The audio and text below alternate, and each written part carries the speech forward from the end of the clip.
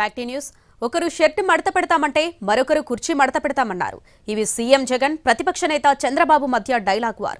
ఏపీలో ఎన్నికలు సమీపిస్తున్న కొద్దీ అధికార ప్రతిపక్షాల మధ్య మాటల తూటాలు పేలుతున్నాయి. సవాళ్లు ప్రతి సవాళ్లతో పొలిటికల్ హీట్ మరింత పెరిగింది.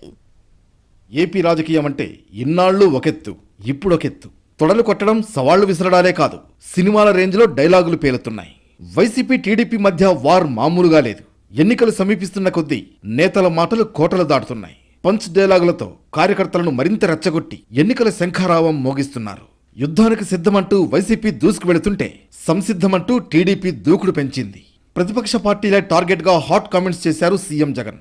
చొక్కా చేతులు మడత పెట్టాల్సిన సమయం వచ్చేసిందన్నారు. చంద్రబాబుకు ఓటు వేయడం అంటే 5 ఏళ్ల క్రితం వదిలించుకున్న చంద్రముఖిని మళ్లీ ఇంటికి పిలిపించుకోవడమేనన్నారు సీఎం జగన్. ఇక స్లీవ్స్ మడచాల్సిన సమయం వచ్చింది. అబద్ధాల యోధుల్ని మట్టి కల్పించాల్సిన సమయం వచ్చింది.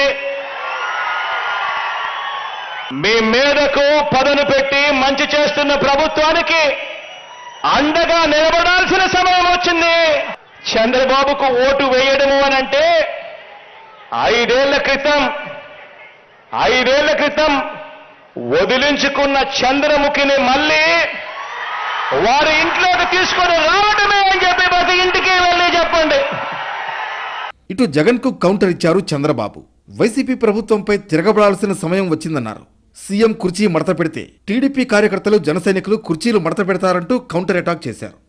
ఈ రోజు సభలో మాట్లాడుతూ చొక్కా చేతులు మడత పెట్టే సమయం వచ్చింది.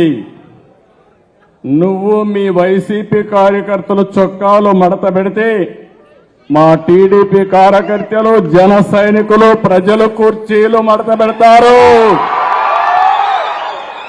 మొత్తానికి ఏపీ రాజకీయాలు డైలాగులతో హీటెక్కిస్తున్నాయి.